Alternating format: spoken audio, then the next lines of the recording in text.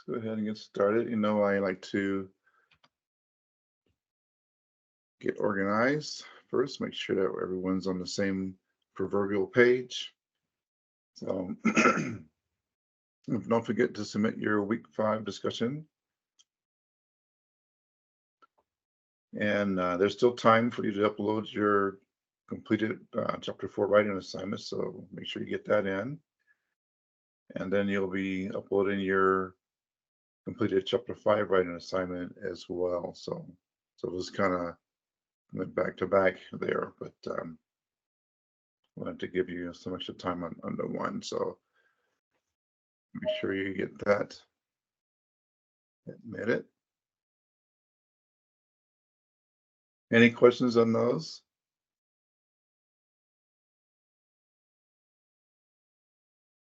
Okay, good. And you're able to, you should be able to upload to Moodle now.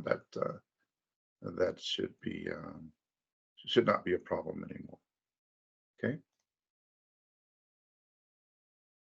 Okay, so we're talking about sampling design today. And we're still in this is still in the stage 2. And it falls in, we got those investigative questions here, and then sampling design.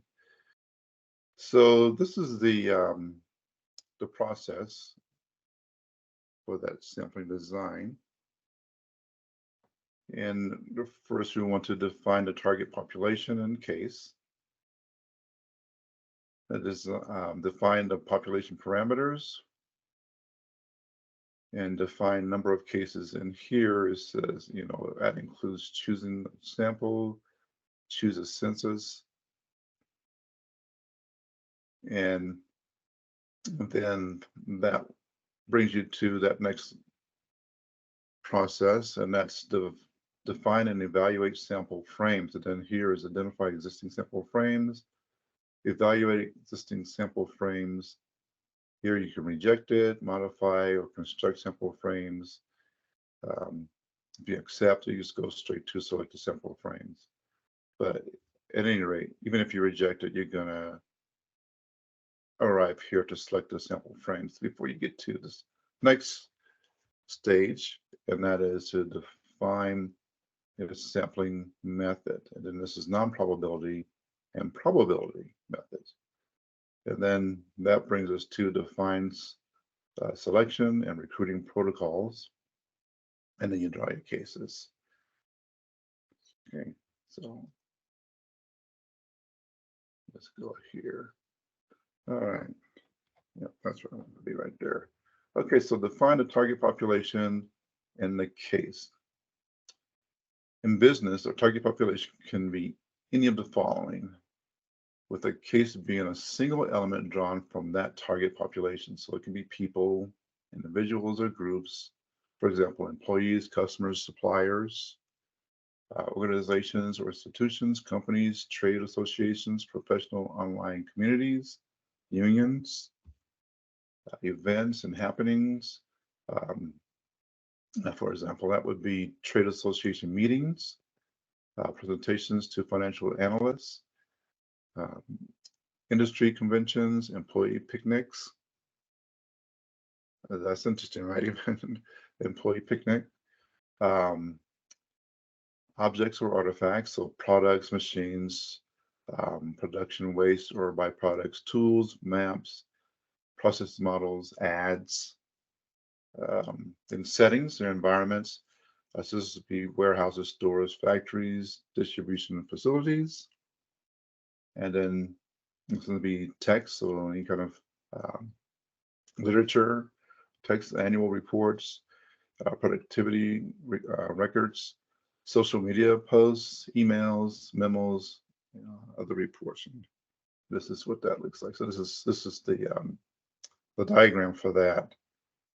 So common types of target populations in business research. So this is just what we just talked about previously in that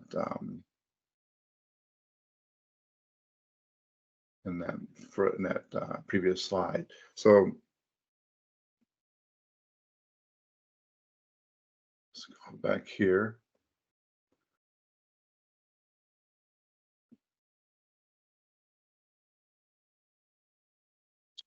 in to define the target population. So why are we even at this step in the research process? Why is this important? So this remember, we're talking about sampling design. So what is the significance of this? Anyone want to give us some help there?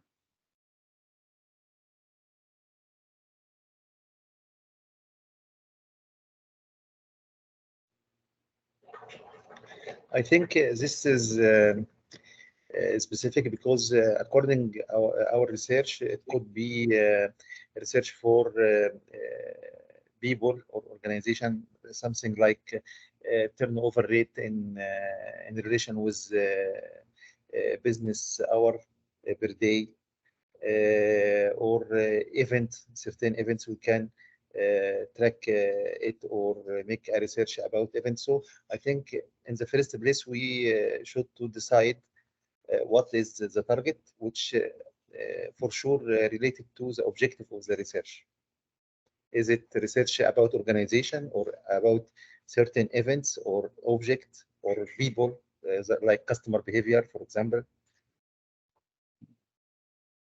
Very good. Yes. Very good. So I was doing some research on STEM in secondary schools in the United States, but I wanted to specifically know how the females were doing in STEM. So STEM being the science, technology, engineering, and math curriculum.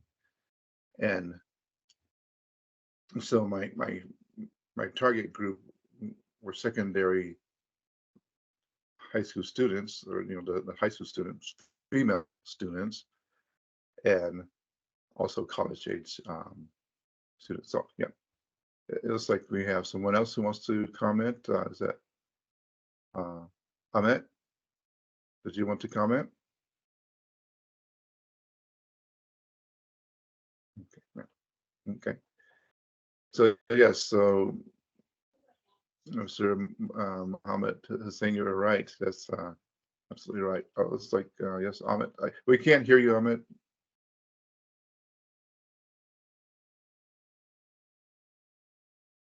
Okay. Sorry, Professor, I joined a little late, but as catching up with the topic, I believe that when we are talking about the target populations, basically we are referring to the specific group of individuals or elements like that a researcher really wants and wish to study and draw calculations about. And that target population can be really defined based on the objectives and scope of the study, and which basically represent the larger population for that research. As in the clinical trials, we were like really targeting only the cancer patient so that they can take that medication and provide their feedback on that research. That's very good. So anything else would just be irrelevant, right? Okay, so it's a very important step in the research process to target that population, to know that you're looking at what's going to be relevant to what you want to discover in your research. So it all goes back to your research question, and everything is driven by that. So that's very good. Okay. And again, this is the, it could be objects or events. I thought it was interesting that it even said company picnics. So that was interesting. I guess that would be more of an ethnographic kind of a study. You're just observing individuals at the company picnic and collecting data. That could be to, pardon? You were frozen for a minute, actually. Oh, I'm sorry. Okay. Some internet issues, maybe. Oh, yeah, yes, probably. Okay. Yeah, what I was saying is that it could be objects and events, and one of the events that they gave an example of was a company picnic.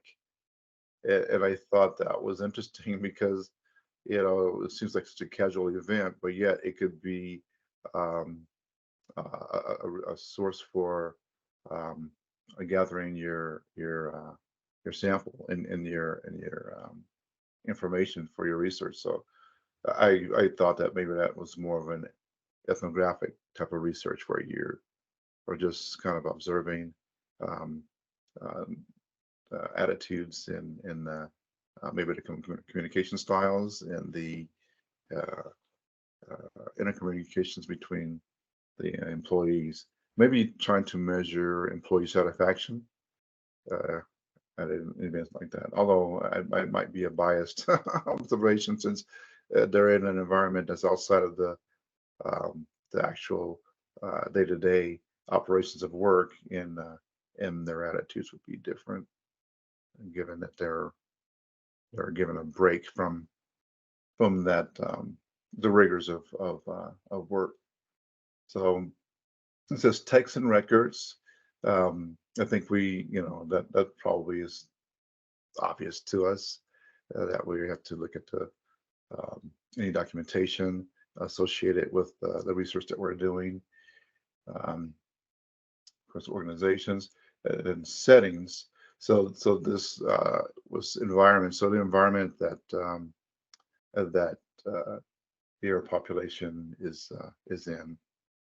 That's important too. My example was secondary school, so obviously this is more observation based on their assessment results in that setting. So recently they've discovered that a lot of students who excel in the assessments, aptitude type assessments, don't necessarily do well in college when they've gone on from secondary school to college, or they don't necessarily do well in their profession. So there's been a lot of talk and research about doing away with some of those aptitude tests that they've been using for decades now in the U.S.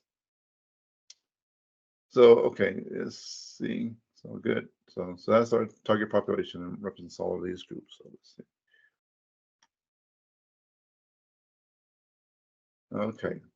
Now the next step in that, once we've identified that target population, is to define the population parameters. So population parameters are summary descriptors. For example, the incidence proportion, mean, variance of variables of interest in the population. So the sample statistics are used as estimators of population parameters. So this is where we start to get into more of the numerical portion of it in our sampling gathering. So the sample statistics are the basis of our inferences about the population. Depending on how measurement questions are phrased, each will collect a different level of data. So that's interesting. I want to talk about that here in a minute. Each different level of data also generates different sample statistics. Okay, so this is an important thing to be aware of when you're doing research. So depending on how the measurement questions are phrased, each will collect a different level of data. So why is that? Who could give us an example of how that might occur? So you have your those sub questions that are generated from your research question, and depending on how those are phrased, so it's in the semantics, right, of how you phrased your question. It's going to that will determine the level of data that you are able to get in return. So someone give us an example of that. Just I'll give you a minute to think about it, but I would like to hear an example. So give us, using two research questions, give us an example of how one might generate a different level of data, given how it's worded. So, and you can go back and look at some of your research questions that you've been using in some of your assignments, and that would be good.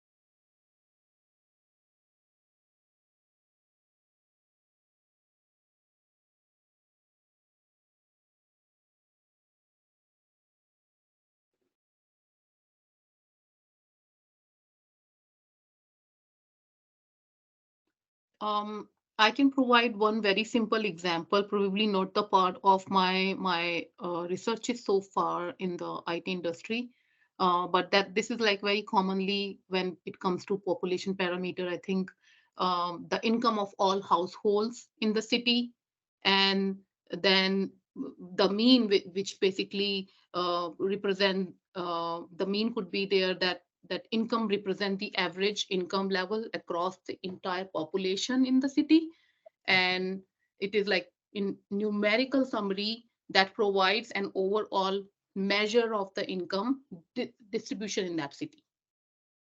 Okay, yes, very good. Thank you. Sure.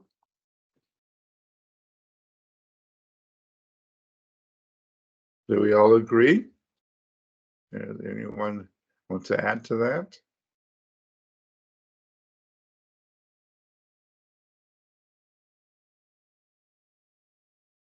Okay.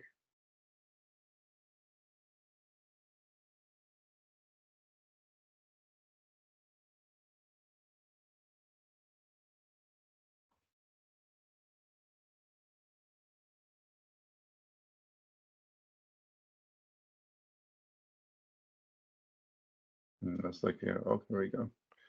That's not where we want to go back to our, uh-oh. It's like I lost my presentation. I didn't log back into that. Hold on.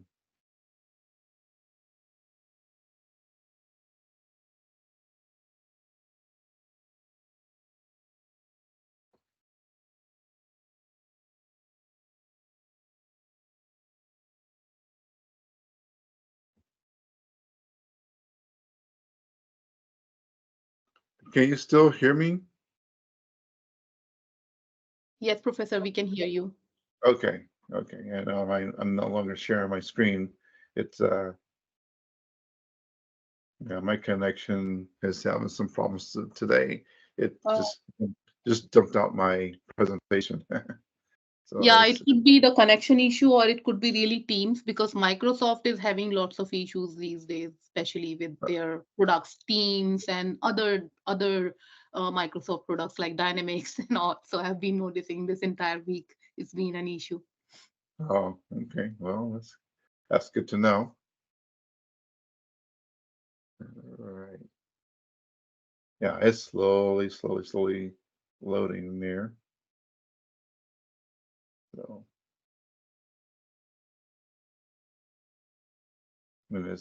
it won't let me.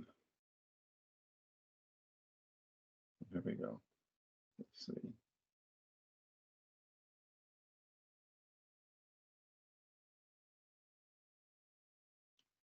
See if we can just use the textbook for now.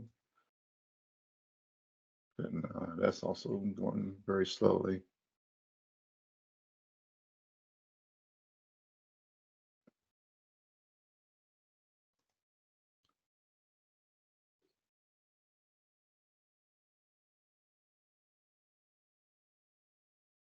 Okay, so this.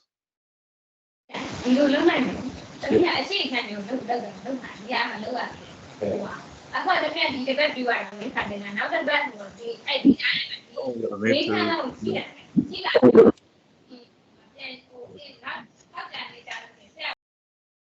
Okay. we should be back to that now.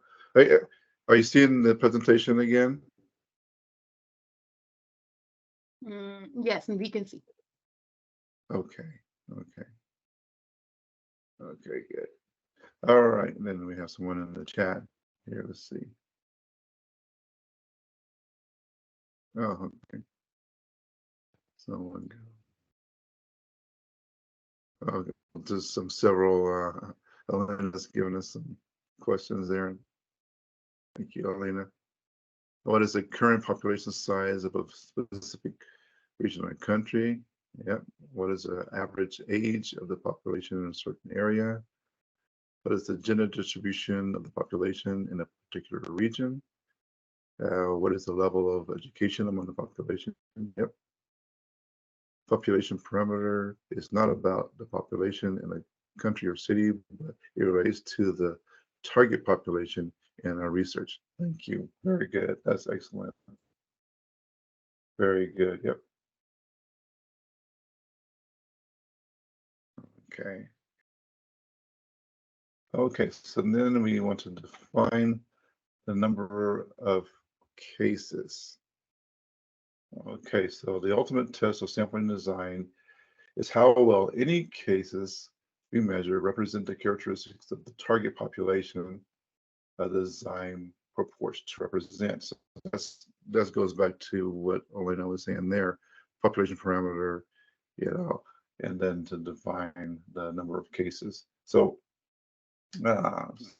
sample versus census. Most people intuitively understand the idea of why drawing a sample works. So I guess I think that might be true. And then I highlighted down here the basic idea of taking a sample is that by selecting some cases in a population, we may draw conclusions about the entire target population. And that goes back to also what Samuel was saying in her comments, as well as some of those examples of questions that Elena offers there. So let's see. So why would we do this instead of trying to? Is this a fair way to do research? We take that sample and then we draw these conclusions based on that sample about the entire target population. So we might do a study, and let's see, somebody else is coming in here. Okay, the number of cases refers to the total count or quantity of individual units or observations included in a study or analysis.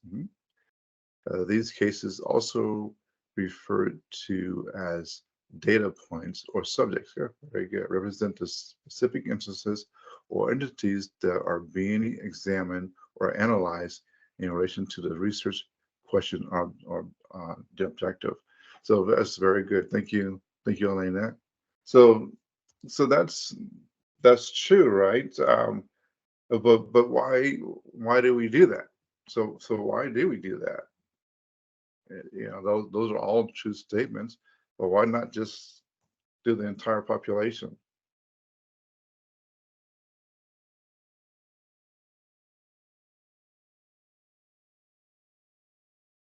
I think we cannot make research on entire population for cost reasons, but the samples must be significant, representing the population that we are taking from. So we must take several samples with different criteria from the population we targeted before.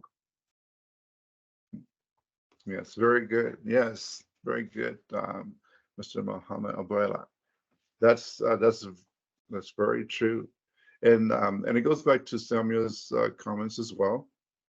So it's based on averages, right? We can't. It's impossible to do the entire population. Even within some organizations, I've worked with organizations that had 250,000 employees. And so even when they do their employee opinion surveys, there are employees who are on vacation, there are employees who don't take the survey, there are employees who may be out sick. Um, so some of the employees, when they take the surveys, they don't answer all of the questions.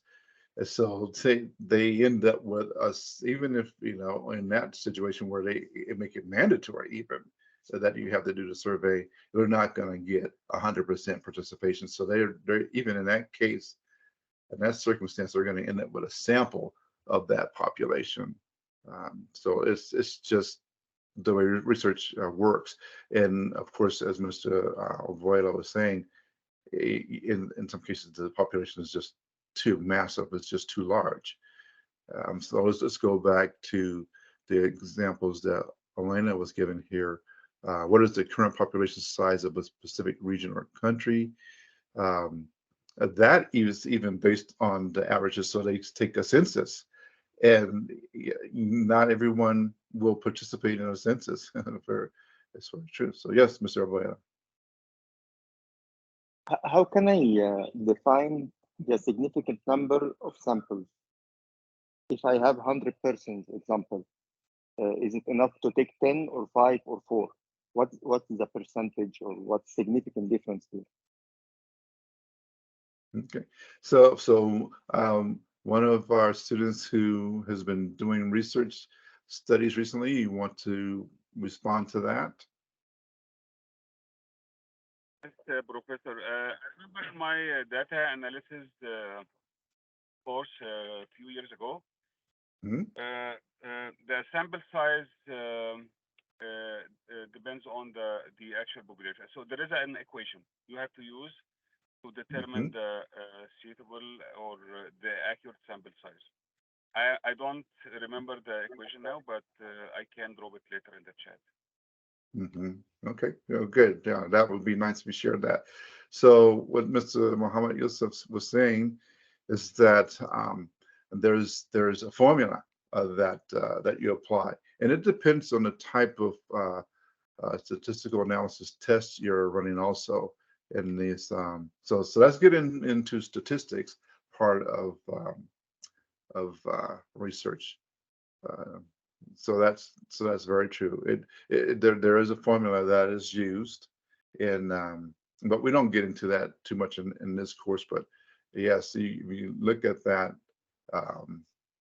Maybe later on in some of the later chapters, we might talk about some of that and how you report those findings in your statistics. But yep, so that's a very good question, Mr. Ovoida. Good question. So yep. So yes, so in other words, if the sample size is too small, it's not going to give you, it won't yield good results. And you have to basically, there's a minimum that is built into that formula based on your population. So yep, I will also look that up. Maybe I'll add that in an announcement or otherwise. So let's see here, any more in the chat.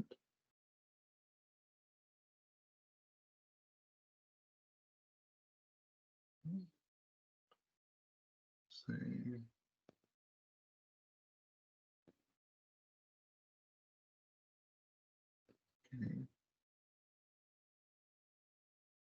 Okay, yeah, looks like we're really team today. Yeah. Yeah. Good. Okay. All right. So here. Okay, so next is to define and evaluate the sample frames. So the sample frame is the list of cases in the target population from which the sample is actually drawn. As a practical matter, however, the sample frame often differs from the desired population. That's interesting. So why would that be? So, okay, so the sample frame is the list of cases in the target population from which the sample is actually drawn. And then, of course, this is ideally, it is a complete and correct list of population members only. It says, as a practical matter, however, the sample frame often differs from the desired population. Why? Why is that? When it almost seems like a contradiction. Why why are they saying this?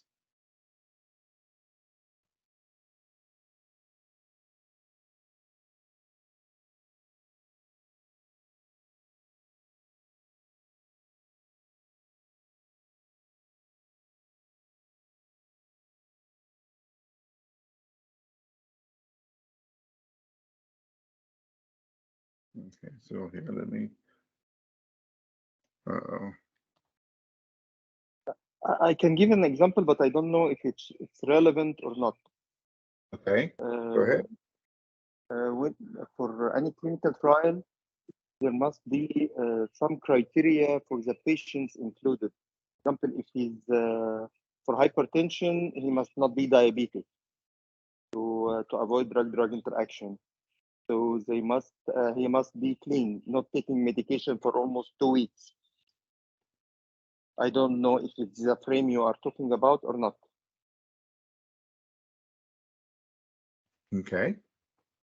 Anyone else? Yes, Samia? My example, Professor, sorry, would be more towards the IT industry, and I have an example of sample framing when it comes to one of our customer database for electronics retailer. So it was basically, we tried to maintain it by sample framing, and that in the database we included information about individuals who have made purchases, and then from what purchases they made and from what retailers, and what are their contact details and purchase history, etc., etc. So basically that's where I feel that that's one example of sample framing. But I think in almost all projects we do that, and that's what I believe is the sample framing. Okay. All right. So those are two good responses there. And then here it says, it is not until we begin talking about sample frames and sampling methods that international research starts to deviate. That's interesting. International researchers often face far more difficulty in locating or building sample frames. Countries differ in how each defines its population. This affects census and relevant population counts. So that's so wow, that's interesting. So why does anyone have an example of how that might occur?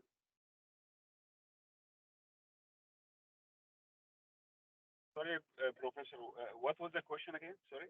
So the question is, how would this occur? This is, it's not until we're talking about sample frames and sample methods that international research starts to deviate.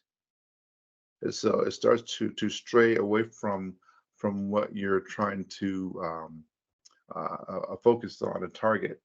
So, but it says because countries differ in how each defines its population. This affects census and relevant population counts. And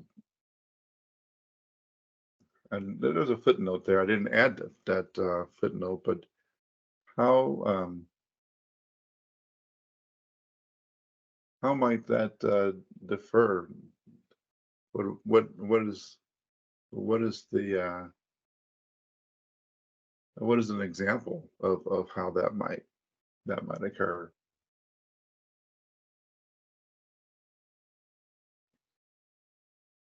I'll let you think about that for a while. And so it says these distinctions and difficulties may lead the researchers to choose non-probability techniques or deferred probability techniques, or different probability techniques than they would choose if doing such research in the United States or other developed countries. So that's interesting. That this is something that could impact um, an organization that has an international footprint and where you're doing um, business beyond your immediate shores. You're doing business across the globe, and you're trying to um, do a research study based on products that you're offering. So this is something to really think about and to consider um, as you're going into research. So maybe we'll come back to that after you've had a chance to think about it for a minute. But I thought that was interesting. And then you define a sampling method. So researcher faces a basic choice in sampling method: probability sample or non-probability sample. Any discussion of the relevant merits of probability versus non-probability sampling clearly shows the technical superiority of the former. So here it's saying that probability versus non-probability, probability um, method is going to have it's more it's a better method than non-probability and in the technical sense of it. So yet businesses often use non-probability methods. So that's interesting. That's knowing that the probability method is probably better in the technical aspect of that. Businesses often use non-probability methods. So let's see. Okay, here let's take a look at this video. Let's see, hopefully this will play because we're having all kinds of issues with our connection today.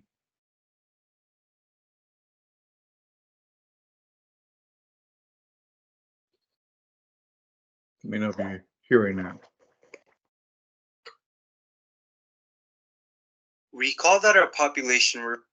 I'm sorry. Yes, Mr. Brayla, you had a comment? No, I have an example for the deviation in the sampling. Oh yes, go ahead. Yes, as it's well known that different genders, different races, sorry, differ in their metabolism of the product. Like Asians taking small doses of the product, European and American take average, and in Middle East we are taking high doses. So I cannot set the same criteria for the medication for different races. So I cannot apply a clinical trial that is done in Japan for here in Egypt or Middle East. I can take European and American because it's different races have a different metabolism rates. Ah, well, that's interesting. So that goes right down to the physiology based on region. So that's interesting. I also was wondering when you were yes, Samia. Sorry. So I think the example which Mohammed gave is basically the homogeneous sampling, right? Because then we are targeting a specific race and specific countries who would have the similar samples. But when it comes to like deviation, there could be like many examples that we look at it like as a convenience sampling. Basically, like really we are focusing on that particular country, so that it's easier to get all the samples rather than really widen our research and going out of the country. So that is one, and there could be many other reasons. There could be also the national sampling, that we just want to be focused on a single country, so that um, limit our research towards that particular country rather than going global. Okay, very good. Very good. Good. Yes. Yes,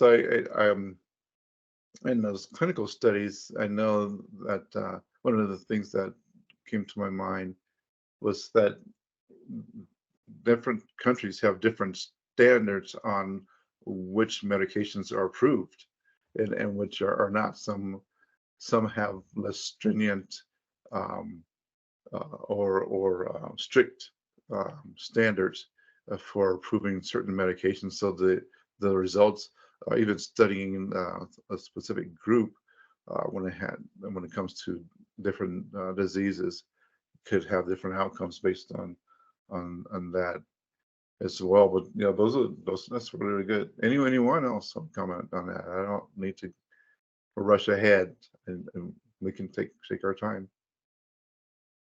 You know, so that's very good. So yeah, so it's important to take these things into consideration when we're doing research, right? You know, and that's why we always talk about how we talked about the mean and stuff like that, but it's always based on an average. It's and you have those outliers because not everyone is not the same. Even when they have to say it is a specific diseases, you're talking about um, breast cancer or we're talking about prostate cancer.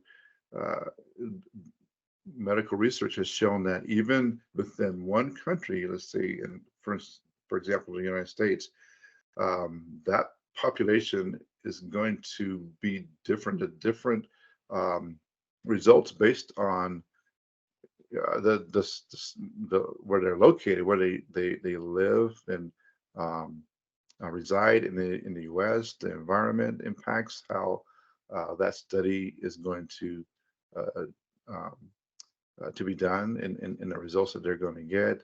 Um, Race and ethnicity it has a lot to do with it. You'll hear um, studies talk about how certain groups tend to have a higher incidence of that particular disease in so yeah, and it has and it impacts how the disease is treated.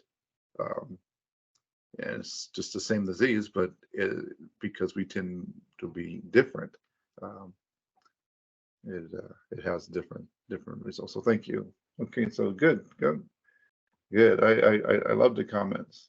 I do. So we'll get back to our video here.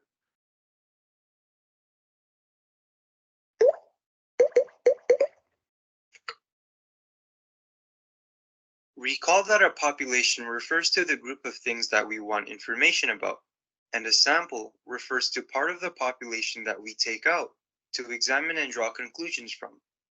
In this video, we will be looking at the different methods of obtaining a sample. But first, let's look at the types of biased samples. Biased samples occur when one or more parts of the population are favored over others. The two types of biased samples include the convenience sample and the voluntary response sample. A convenience sample only includes people who are easy to reach. If this is our population and a researcher comes along to interview people, then he would only talk to the people that are closer to him to be part of the sample. This is a biased sampling method because not everyone in the population has an equal chance of being part of the sample. Only people that are of convenience to the researcher will be interviewed. Now, a voluntary response sample consists of people that have chosen to include themselves in the sample. So the researcher lets people come to him. This is a biased sampling method because people with a strong interest for the survey topic are the ones who are most likely to respond, whereas the people who don't feel as strongly about the topic may not even care to respond. Remember that a good sample is one that is representative of the entire population, and it gives each thing an equal chance of being chosen. When you have these conditions, you Okay, so I want to stop there for a minute and talk about the bias samples. So I know what I'm thinking as that comes to mind almost immediately in this type of sampling methods. What are some of the things that you might think that could yield this bias uh, sampling method? Some examples of research that might be done and it would have these biased results. Yes, let's see. I think someone's got a comment there. And oh, someone's having an issue with the internet. Sorry. Okay, Elena had to log off. I'm sorry. Yeah, there are some problems with the internet today. Were you able to see the video? Anyone? Yes, we Yes, can. Yes. Oh, oh, good. Okay, so yeah, I apologize for the issues with the internet. I don't know what's going on with that. I'll have to make sure I review that when we're done today to make sure, see if I can improve that. But Professor, anyway, sorry, oh sorry, yes, I have a question. Could you please clarify for my understanding? I understand correct that sampling method, it's probability sample and non-probability sample. And probability sample is based on the concept of random selection. Non-probability sampling is arbitrary and subjective. It's, for example, if we, for answering question, would like talking with only men or would like talking with only with women. I am correct? yes, very good. Yep. And anyone else want to chime in on that? Good question, Elizabeth. Thank you. One example of convenience sampling could be that we will be employing only the participants for that particular study uh, in the various locations like urban areas or shopping malls or cafes or any public spaces where individuals are actually willing to participate and really meet the inclusion criteria. Could be like smartphone users or frequent users of payment systems. Is could be the examples, like because they are having the same mindset of using those particular tools and technologies. Okay, good. And would that be biased or non-biased? Yeah, that'll be definitely biased. Okay. And so I was also thinking of how, at least in the U.S., when we have an election, you'll see a lot of polls go out, and these polls are trying to measure the popularity of the candidate, but a lot of times those polls are conducted, these surveys are conducted with people who are like-minded, just like the example they gave where they were talking about, let's go back here, the religion, example. They, on a scale of 1 to 5, how do you feel about religion? And then they only interview people who were closest to them. So that's going to yield a biased result. We have a comment here. So let's see here. Yes, Mr. Hussein says a convenience sample. So likes to take the sample from one department inside organization to research about topic relevant to all organization employees. So yeah, that would be, so Mr. Hussein, would that be biased and non-biased?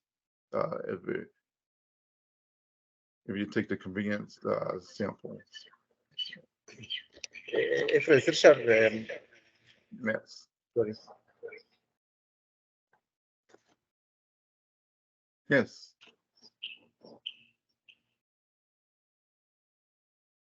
Oh, yes. I think there's more of those internet problems there. Okay. Well. So the point I was trying to make here is that um, uh, the popularity of a candidate. Oh, here. I think we have another comment there. Let me go back to that. I can give an example for this biased Yes. samples. Here, when we are making survey for different hospitals, there are class A, class B, class C, depend on the neighborhood they are treating patients in it. So if I go only for class A, which is near me, okay, I'll take the same results, more or less the same results and the same answers, because most of the doctors there are thinking the same. If I go to another hospital that it's in rural, I might take another result. So taking only nearby hospitals or class A hospitals will be biased results. Yes. Yes. Very good. That's a great example. Good. We'll go back to our video here. Then and it gives each thing an equal chance of being chosen. When you have these conditions, you have what is known as an unbiased sample. We will be looking at 3 different types: stratified random sampling, multi-stage sampling, and simple random sampling. The most basic type of sampling is the simple random sample, also known as an SRS. Since an SRS is unbiased, each individual has an equal chance of being chosen to be surveyed. In other words, to be part of the sample. You can think of an SRS as putting names into a hat and selecting N of them. So if I wanted a sample size of 6, I would select 6 papers and come up to the randomly chosen people to interview them. For a stratified random sample, we take the population and we divide it into something called a strata. Strata refers to the groups of similar people. Within each stratum, we take an SRS and combine the SRSs to get the full sample. For example, we could take an SRS of 2 people from each group so that we get the total of 6 people. A stratified random sample is good for making sure that whoever is administering the sample gets in contact with each kind of group. The last type of sampling is called multi-stage sampling. For multi-stage sampling, we use a combination of 2 or more simple random samples. As the name suggests, multi-stage sampling means you have to go through different stages to find where your sample comes from. For example, if we have 3 groups, stage 1 could be selecting which group will be picked using an SRS. Let's say that I picked up group 1. Then that means I would only look at group 1. Then for stage 2, I would do another SRS to get the 6 random people. We go through different stages of simple random samples to get the actual sample, and this is why this is called multi-stage sampling. I'd like to point out that instead of putting names in a hat, there's another way to pick things randomly. We can use something called the random digits table. The random digits table consists of a long string of random numbers, and it can help us do an SRS. To use it, I would first have to label each member of the population with a number. We have 30 people in this population, so I will label each person from 1 to 30. Notice how I have written 0, 1 instead of just 1. Doing this helps us use the random digits table. Since each label has 2 digits, we will read the string of numbers 2 digits at a time. So let's say I want a sample size of 4. We will use the random digits table to randomly select 4 people. The first number on the table is 19, so person 19 will be part of the sample. The second number is 22, so person 22 will be part of the sample. The third number is 39, but our sample size doesn't go up to 39, so we will ignore it. We will also ignore 50 and 34, but we will keep number 5. We will also ignore 75, 62, and 87, but we will keep number 13. As a result, these are the people we would survey.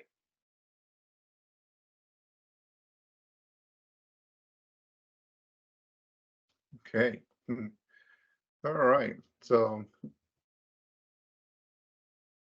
any questions or comments about that? I can give example also in clinical trials. When we are making a study product versus placebo for efficacy and safety, for example, the researcher, whoever come, we will give him drug A. The next will give him drug B. The third will give him drug C to avoid any bias. He doesn't know which product is which, and he doesn't know the patient diagnosis before he comes. So it's well decided. The one is coming now will take A, the one will come next will take B, the one will come next will take C, and so on. So to avoid any bias in some clinical trials. Okay. And what's out of the sampling types that he talked about in the video, what would be that particular type of sampling? I think, Professor, that is unbiased, because then we are randomly selecting the people there. And I think the example what I'm coming into my hand is this to the students, like in a university there is students, and the researcher is doing the research. First he is doing research for the students who are actually present in the cafeteria, and so that becomes the bias, because on a particular day, particular time, only those students are coming to the cafeteria. That becomes the biased, whereas they create a generic random random selection of students, and then get the survey done, so they know, okay, this is like not really biased, that is more unbiased, because then that is coming from that random selection of students. Okay, very good, very good. All right, so we're getting close to our break time here. Professor Rex, I have a question. Yes. In the multi-stage that was mentioned in the video, there were 3 groups. So when we said before, to avoid any bias, we need to take a sample from each group. I know if what he did in the multi-stage, he take only one group. If I were in his shoes, I would take the first samples from the 3 groups, then I will take the second stage from the group I choose first. So it will be multi-stage, not taking from only one group. So I think there is some bias here to take one group. But if I take samples from 3 groups, then I make another stage that will be totally unbiased. Good, very good. Yeah, I did notice that when in the example in that video, there was just the one group. So that was that did raise an eyebrow with me as well. Anyone else want to comment on that? Why do you think it was done that way? And we have one minute before we go to break.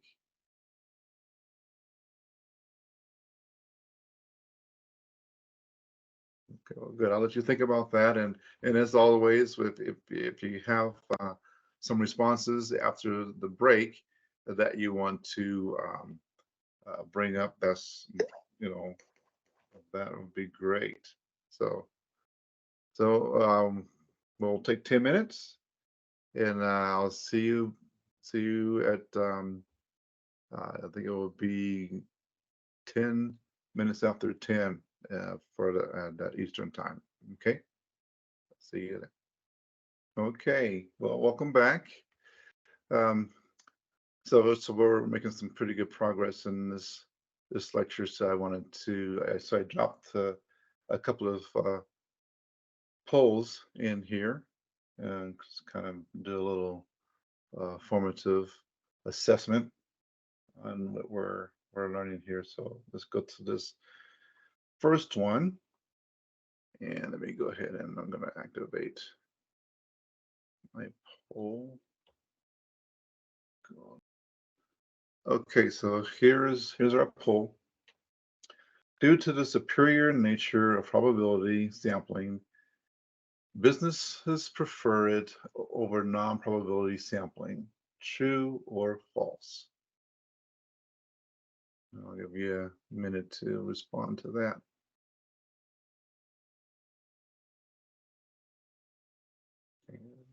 Responses are coming in. Okay, so then it's like it was like I didn't fool anybody on this one. So good. So yeah, so it's false. And so let's go back to this one's slide here. I'm going to go back to the relevant slide.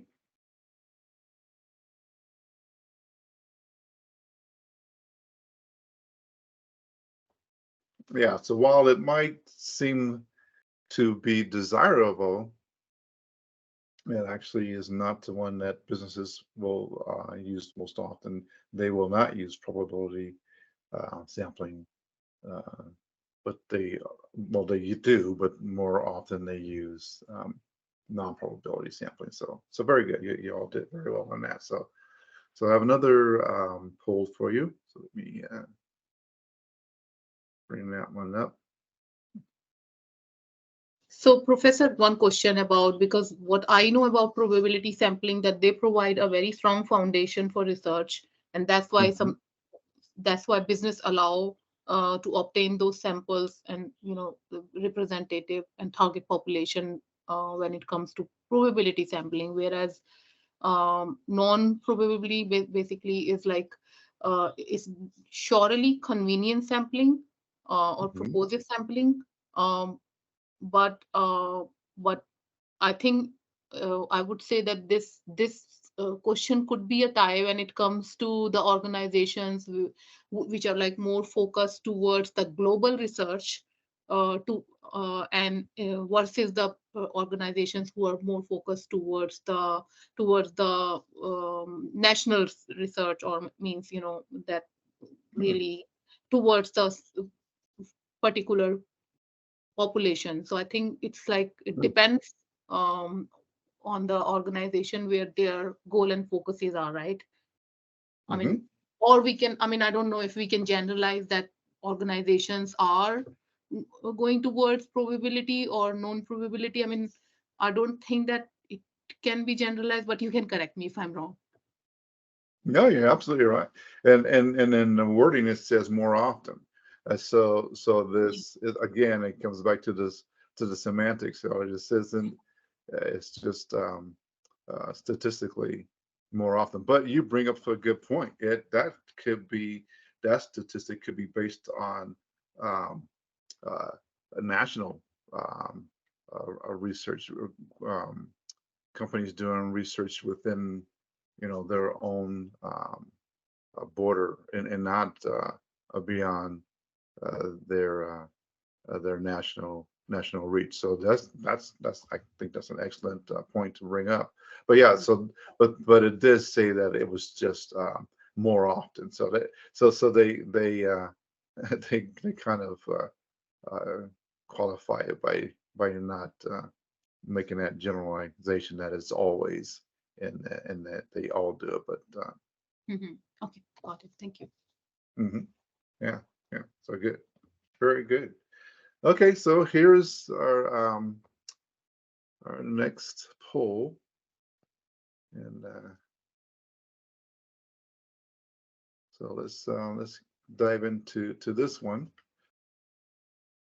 And so, which of the following sampling methods are more likely to yield unbiased results?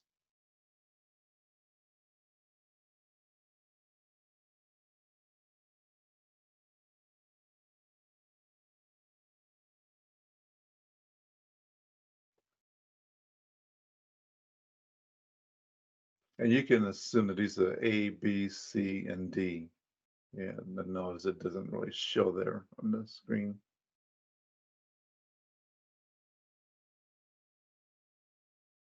Okay.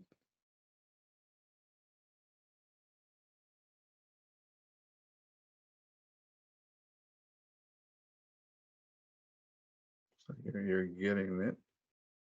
And I'll give you a hint. There are two correct answers here. Okay.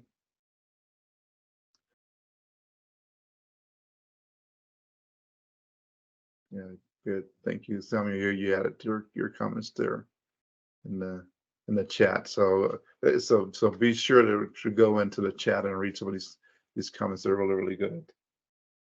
Okay. Good. Okay. Good. I'll give it a couple more minutes. I'd like to get some good participation here, and I know that we have an internet connection issue.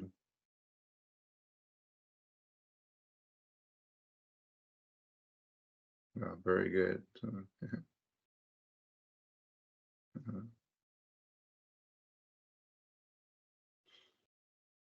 And again, I just want to mention that there are two correct answers. Okay, so I did. I sort of threw you a little bit of a curve on this one, so I just wanted to make sure that you're clear on that. So good participation in this poll. Very good. Okay, so I'm going to thought that Mr. Mohammed Buela, I thought your response was interesting. So tell your classmates what your response was, and explain to us why you said that in your response to the survey, to this poll. Because to avoid any bias, random is even choosing from the target randomly is even if simple or stratified, it will be totally unbiased because I'm choosing randomly, like he said in the video with numbers. Very good. Yes. And what was the other one? So there's a third one that they mentioned in the video. What was that third one? And we kind of discussed that a little bit just before our break. You know, someone talked about how they would have made a different choice in that particular sampling method. So what was that third one? The multi-staged, I think, that I comment on. Correct. Very good. Yeah, so the two correct answers, and you're all been I guess either one or the other, and most of you have the two, as stratified random sampling and simple random sampling. And the reason I asked Mr. Abuela to share is because he said any random sampling is going to be unbiased, and that's obviously true. That's I think that's a safe way to look at that. So very good. So let's get back to our presentation.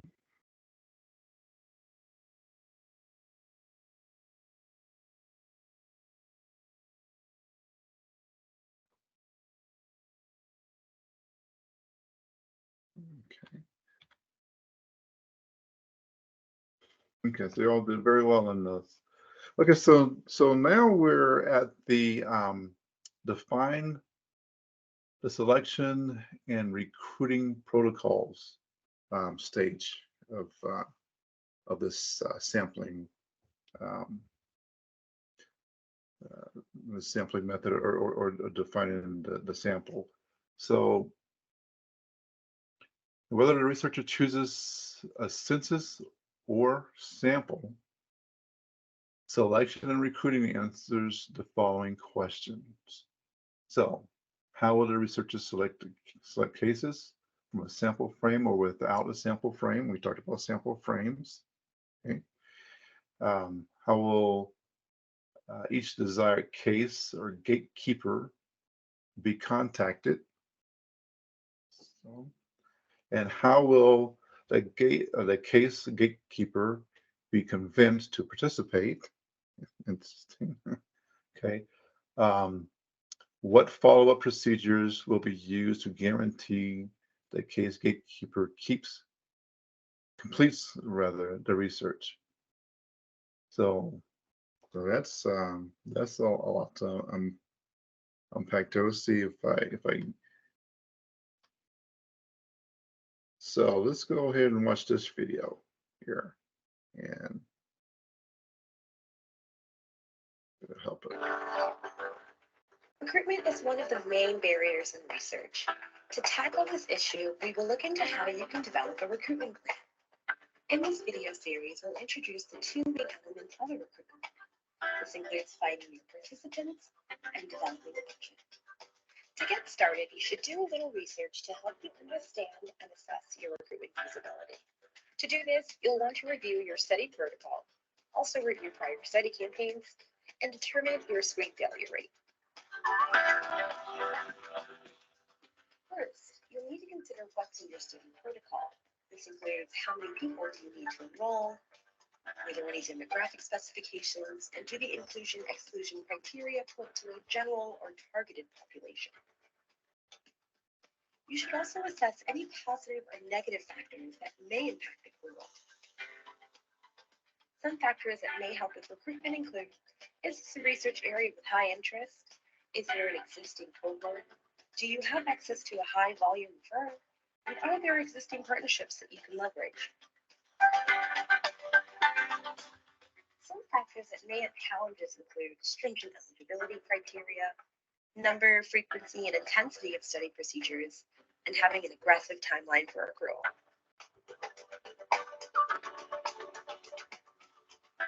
Next, it's a good idea to review prior study campaigns so that you can identify what has worked in the past, what didn't work, and how much was spent on previous studies. Understanding what your study's anticipated screen fail rate is can help you figure out how many people will have to be screened to get enough eligible participants. If you've identified similar prior study campaigns, look back at the screening data for similar studies and try to understand how many people were spoken with over the phone, how many people were screened in person, and how many charts were reviewed. Understanding these numbers will help you estimate the ratio of interested to enrolled participants. If you don't have access to prior study campaigns, you can use a 10-to-1 ratio as a starting point. If you have identified that your study has positive or negative factors influencing your accrual rate, you can also adjust your rate accordingly. Now let's practice doing the screen failure rate calculation. Say your target enrollment is 5, and historically your screen fail rate is 8-to-1, meaning you have to screen 8 candidates in order to enroll 1 participant, then your recruitment plan should attract at least 40 potential study candidates. Now that you have reviewed your study protocol, assessed feasibility, reviewed prior study campaigns, and have your screen fail rate, you're ready to get started with our next videos, planning and budgeting. Okay, so I'm going to go back a little bit here because just like this, Potential study candidate. looks like that maybe answers a question that we had earlier. And this is one of the formulas that they use to determine what your sample size could be. Am I wrong here, or do you agree?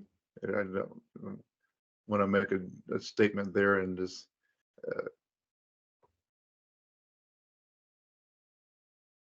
what do you think here on this?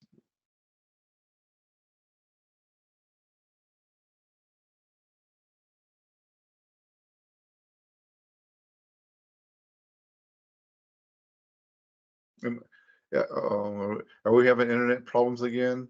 I don't, it looks like you're not able to hear me. No, we can hear you, Professor, but I don't think that I was hearing the video very clearly. Oh, okay. I don't know Okay. about others, but it was like, I mean, we were hearing it, but it was not very clear to understand. Oh, okay. Here, let me try again. Maybe let's try again. Because I want to talk about the video because I think the video answers a question that we had earlier. So let me play it again. I don't know why it would be so. I don't know. No, the volume is up there. So let's try one more time. It's just a 3-minute video, so it won't take up too much time. Let's try it one more time. Recruitment is one of the main barriers in research. To tackle this issue, we will look into how you can develop a recruitment plan. In this video series, we'll introduce the two main elements of a recruitment. This includes finding the participants. So, Professor, it's the same issue happening. I think it's just the video, not the internet issue. So initially it's like it's very clear, but then the volume goes very low in between. Okay, so let's put I put the subtitles on there. Okay, let's see if that helps. Sure, thank you. Okay, let's see if that. Recruitment is one of the main barriers in research. To tackle this issue, we will look into how you can develop a recruitment plan. In this video series, we'll introduce the two main elements of a recruitment. This includes finding the participants and developing a budget. To get started, you should do a little research to help you understand and assess your recruitment feasibility. To do this, you'll want to review your study protocol, also review prior study campaigns, and determine your screen failure rate. First, you'll need to consider what's in your study protocol. This includes how many people do you need to enroll, are there any demographic specifications, and do the inclusion-exclusion criteria point to a general or targeted population? You should also assess any positive or negative factors that may impact the pool.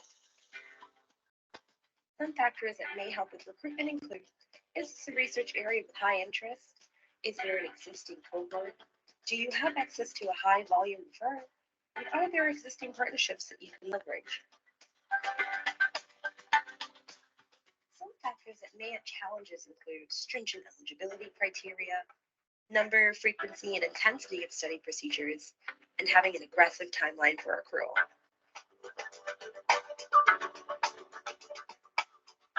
Next, it's a good idea to review prior study campaigns so that you can identify what has worked in the past, what didn't work, and how much was spent on previous studies.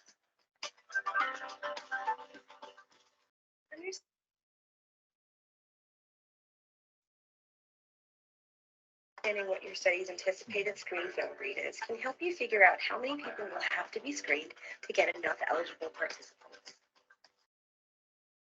If you've identified similar prior study campaigns, look back at the screening data for similar studies and try to understand how many people were spoken with over the phone, how many people were screened in person, and how many charts were reviewed. Understanding these numbers will help you estimate the ratio of interested to enrolled participants. If you don't have access to prior study campaigns, you can use a 10-to-1 ratio as a starting point. If you have identified that your study has positive or negative factors influencing your accrual rate, you can also adjust your rate accordingly. Now let's practice doing the screen failure rate calculation. Say your target enrollment is 5, and historically your screen fail rate is 8-to-1, meaning you have to screen 8 candidates in order to enroll 1 participant, then your recruitment plan should attract at least 40 potential study candidates. Now that you have reviewed your study protocol, assessed feasibility, reviewed prior study campaigns, and have your screen fail rate, you're ready to get started with our next videos, planning and budgeting.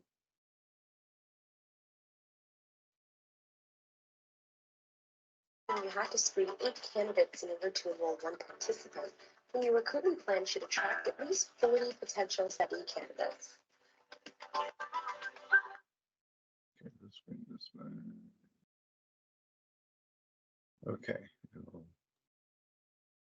Okay, so what do you think about that video?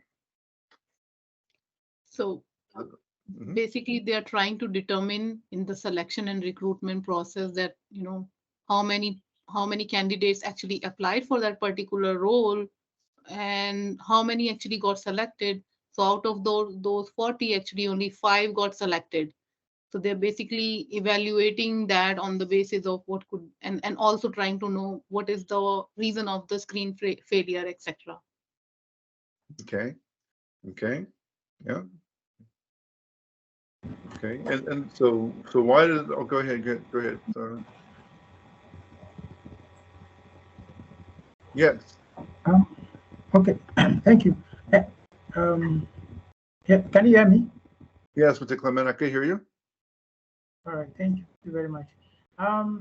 In my observation there is that in out of the screened 40 population of people, I think it has been that they have been considered as in every 8. Oh, I think we're losing you. Goodness. Okay, go ahead, continue. Professor Rex, there is, Yes. they mentioned here in the video about the dropout in the researches. That's why in some clinical trial we use the terminology LOCF, last observation carried forward,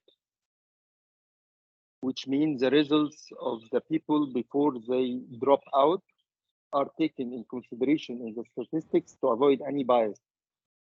Yeah. and to also get an adequate sample size. Is that correct?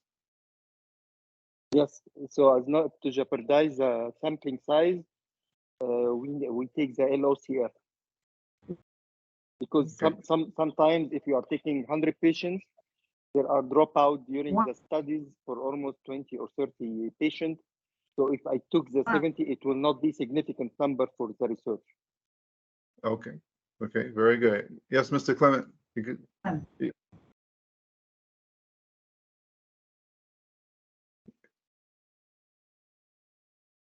Yes. Did you want to try to just type your comments in the chat, Mr. Clement? Because yeah, we're having a real difficult time to our connection today. I do apologize for that, but yeah, we're unable to hear you. You're going in and out. I think I've been doing the same thing in this lecture, so it's not been a very good day for technology for this lecture. So I apologize for that. But yes. Yes, go ahead, Mr. Clement. Oh. Yes, Professor, can you hear me now? Yes. Okay, thank you. My observation, what I'm trying to say earlier is that there is a sample of an applicant or an applications of about 40 candidates. Now, out of these 40 candidates, the recruitment officers now group them into 8. Now, because 5 times 8 give us 40. So it means the ratio there means that in every 8, 1 is chosen. In every 8 sample, 1 is taken. To arrive at these 5 persons there chosen.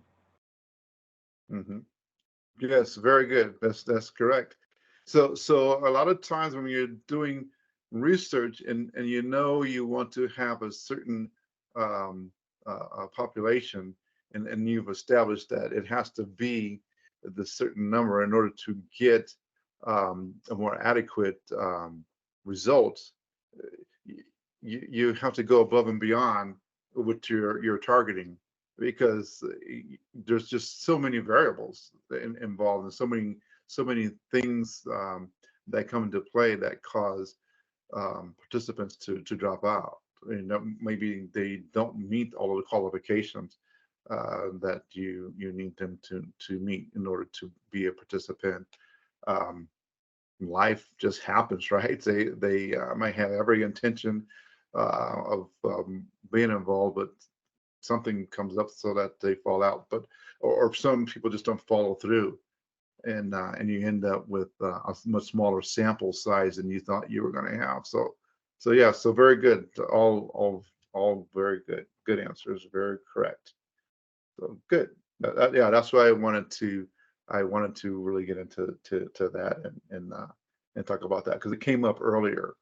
Someone was saying, you know, how do you determine that? So this is one formula that they do use for that. So very good. So, okay, so all right, so here we arrive at ethical issues and their solutions. So ethical issues in relation to sampling fall into three broad categories. So deception, incentives, and quality. So and we're gonna focus on those for a minute here. We still have adequate amount of time. So many studies in business require that the sponsor not be revealed. Those there's called a sponsor non-disclosure, and that the purpose be protected. So the purpose non-disclosure, so that participants' deception is often the method to ensure the first, while a consent agreement is a means to the second. So, and then so yeah, so you'll find very quickly that when you have people participating in any kind of survey, when or in your research study, there has to be a consent form that has to be signed and submitted to the institution for which you're doing the research. And most universities will require this, even when you're doing your doctoral dissertations and your studies. You have to have those consent forms in place. So it says incentives may be offered to participants. So a researcher must keep those promises as soon as possible. Interesting. And then the quality is the responsibility of both the participant and the researcher. That's an interesting statement to me, because yeah, as a researcher, we can control what we're doing on our end, but you can't really control too much what the participant is doing. Even when you have, you know, like a few of you have done these clinical studies, sometimes the patients aren't very cooperative. They're not following, you know, some of the requirements of the study, you know, the diet or some of the other things that are required. And so that's a hard one. But the quality of the research study, the quality is the responsibility of both, you know, the researcher and the participant. So tough one. It's a tough one to manage. And then quality is also dependent on researchers one using the best sample frame available. So we talked about that. All right. So that's important. And then two, conscientiously following selection protocols, whether these are industry standards or project specific. So that's so those are two really good ones. So let's go back here, and it says that ethical issues in relation to sampling fall into three broad categories: deception, incentives, and quality. So let's talk about this deception one. here.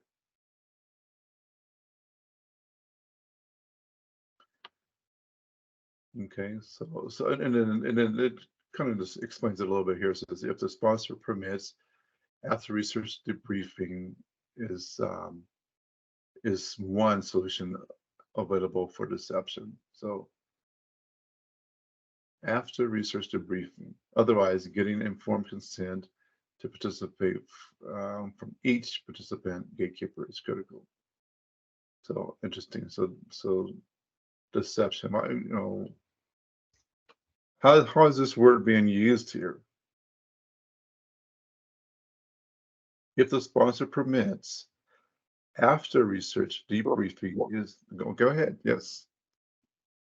Yes, Professor Rex, I can give example for the deceptive and incentive in clinical trials. Okay. Incentive is not only for the participant, but might be for the researchers also. But it must be mentioned in the studies to avoid any bias. So it's mentioned that Professor X have taken money from company X to make this research. Okay, some clinical trials for comparison between two products might use subtherapeutic dose of the other product to prove the priority of their product. And it happens a lot. Okay. Very good. So yes, and the clinical trial is 100% correct, except for the subtherapeutic dose that was used for the other product. This is an example for the deception. Okay. Yes, very good. Sure, Viola, thank you. Anyone else want to comment on that?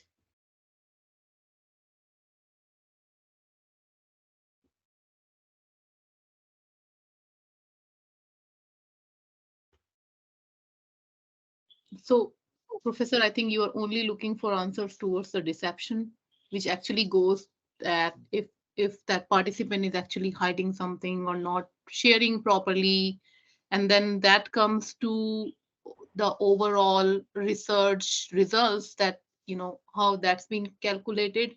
But towards the Muhammad's example of clinical trial, there is like two kinds of clinic. I mean, when it comes to clinical trials, it's not just that they are looking of data, they are also looking at the results. For cancer medicine, for example, in my project, we were not just looking what the data they are showing. Okay, they signed the consent forms, so there is no consent issue there. They are and then it's not about what they're saying or what they're selecting in that. It's not a survey. It's basically, you are basically also looking at the results, that what are the results after that, you know, when we are conducting. So the information we are pulling is actually pulling from the doctor's office on the basis of what the results are for their tests. So they cannot really hide anything in there because it's just all results. So I think it varies.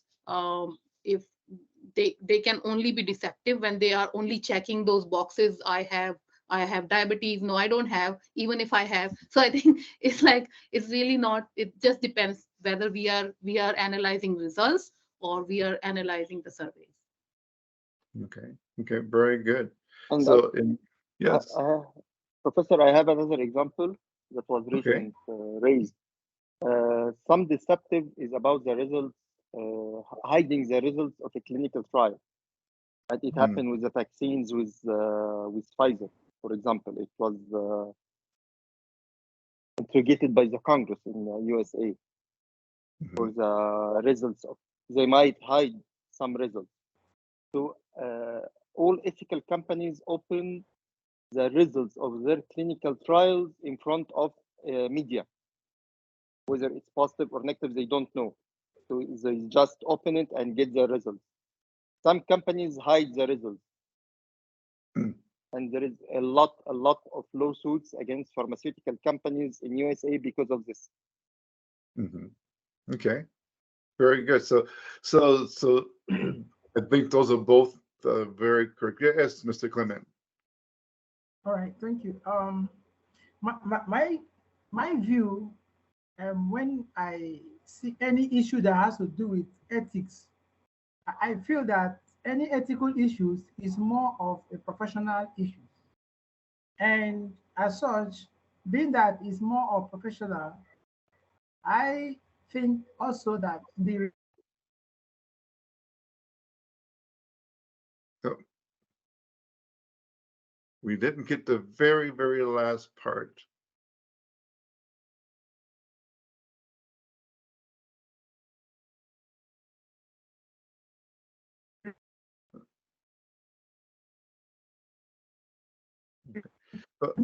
some data could be manipulated. And hello, can you hear me, sir? I can hear you now. Yes. Okay. Yes. What I'm trying to say earlier is that the word ethics or ethical issues has to do with being professional, because it also talks about the standard required of any group or any researcher in terms of is carrying out his duty. So the ethical requirement as it relates to the research work or the research projects, it talks that the deception here means that a figure or analysis or any data gathered as a result of that research should be clear, should be understandable, should be accurate, to be sincere, so that it will not show a wrong view or a wrong interpretation of the whole report. Okay. Okay. Okay. Yeah. So we don't want that rogue um, view. So very good.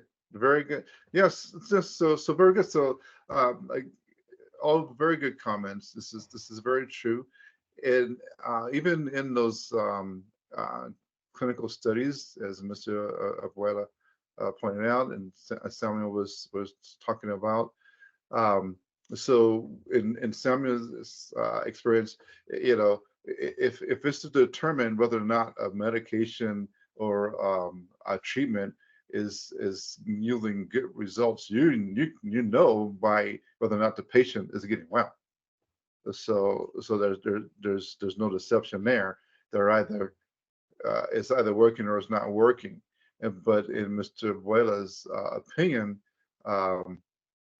sometimes there's a conflict of interest in those who are conducting the research, and where they want to have that favorable outcome, because in the case of Pfizer and some of the other companies that were developing vaccines for the COVID-19, it was worth billions of dollars. So there were billions of dollars online, and so it's just a reality that sometimes money will corrupt people, and they will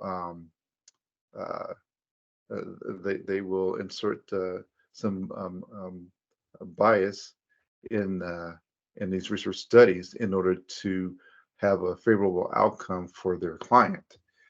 So you're all right. It's very true, and just as Mr. Clements was saying as well, that we want to make sure that it's very transparent.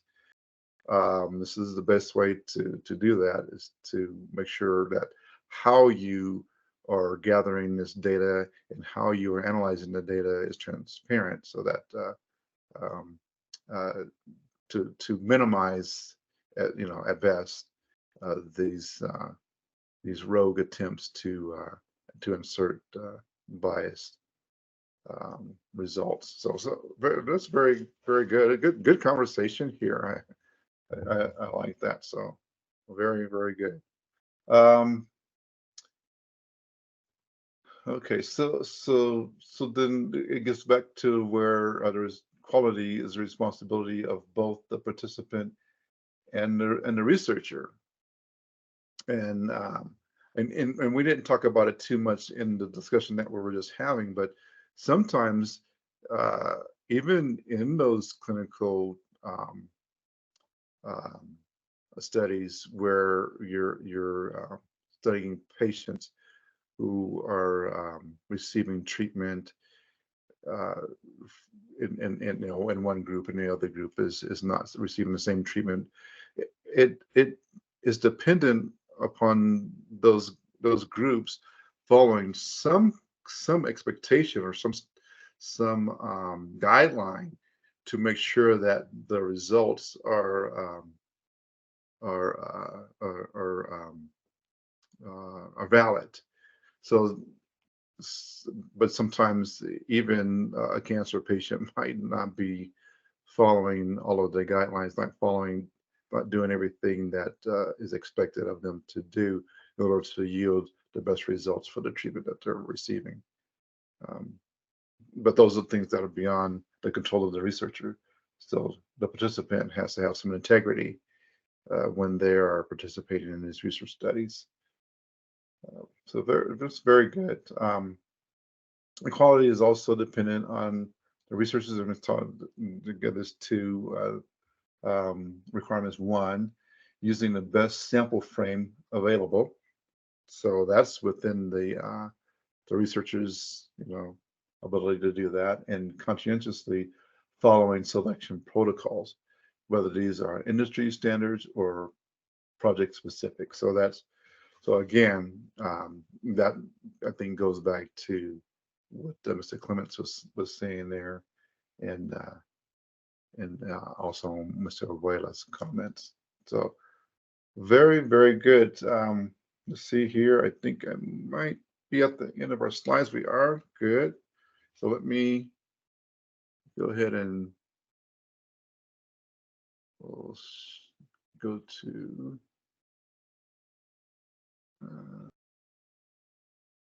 let me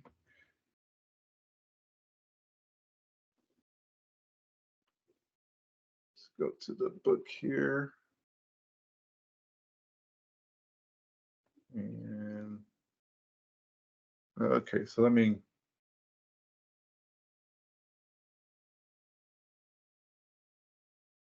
some good stuff here in the book.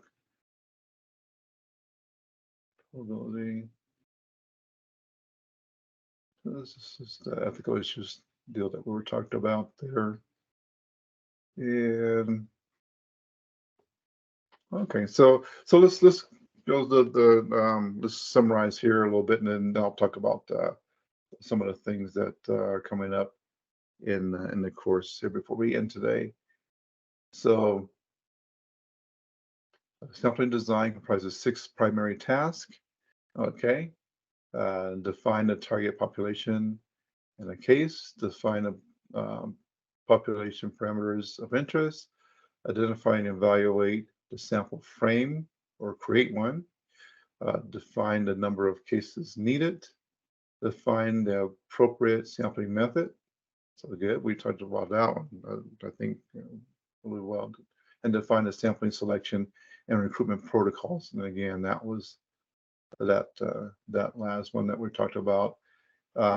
Here it says an effective use of sample versus census is based on 2 premises. One, enough similarity exists among the cases in a target population that a few of these cases will adequately represent the characteristics of the target population, and 2, that although some elements in a sample underestimate a population parameter, others overestimate this value.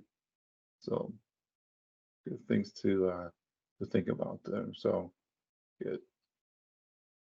So good. So make sure you go back and read this.